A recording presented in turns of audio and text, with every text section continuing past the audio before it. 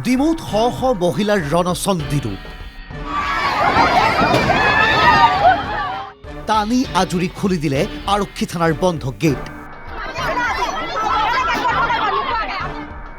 চুচৰাই আঁতৰাই আনিলে বেৰিকেড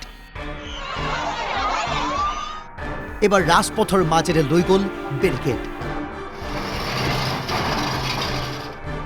আৰক্ষীৰ বেৰিকেডেৰে ৰাজপথ বন্ধ কৰি আৰম্ভ হ'ল অৱৰোধ ৫ ঘণ্টাতকৈ অধিক সময় বন্ধ হৈ থাকিল ৩৭ নম্বৰ ৰাজপথ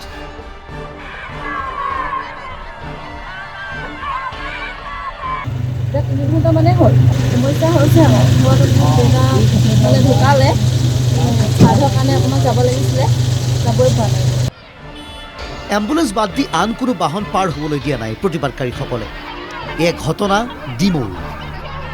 ১৪ মাৰ্চৰ পৰা ৬ দিন ধৰি নিৰুদ্দিষ্ট হৈ আছে বীণা কোঁৱৰ নামৰ ২ সন্তানৰ মাতৃগৰাকী সন্ধানহীন হৈ থকা বীণা কোঁৱৰৰ স্বামী বসন্ত ওৰফে মুনদিহিঙীয়াই নিজ পত্নীক হত্যা কৰি কোনো অজ্ঞাত স্থানত মৃতদেহ লুকুৱাই ৰাখিছে বুলি দাবী উত্থাপন কৰিছে প্ৰতিবাদী ৰাইজে আৰু আজি ৬টা দিনে বীণা কোঁৱৰৰ সন্ধান উলিওৱাত ব্যৰ্থ আৰক্ষীৰ বিৰুদ্ধে সেই ক্ষোভ উজাৰিছে মহিলাসকলে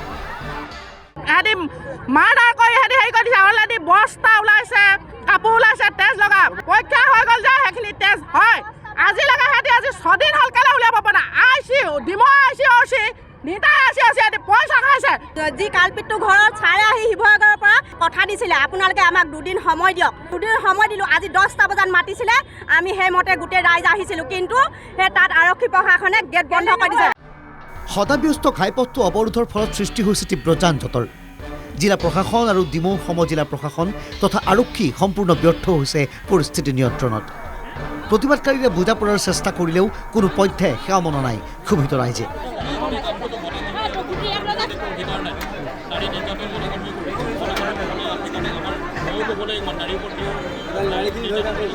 বাক যুদ্ধত লিপ্ত হৈছে প্ৰতিবাদকাৰী আৰু প্ৰশাসন ওলোৱা নাই কোনো সমাধান সূত্ৰ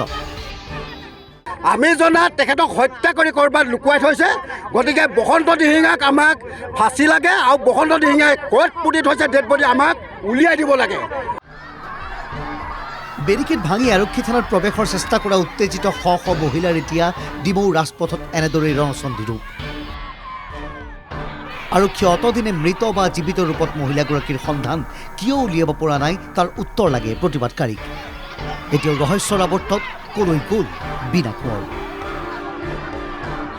ডিমৌৰ পৰা গৌতম হীৰাৰ ৰিপৰ্ট NKTV+।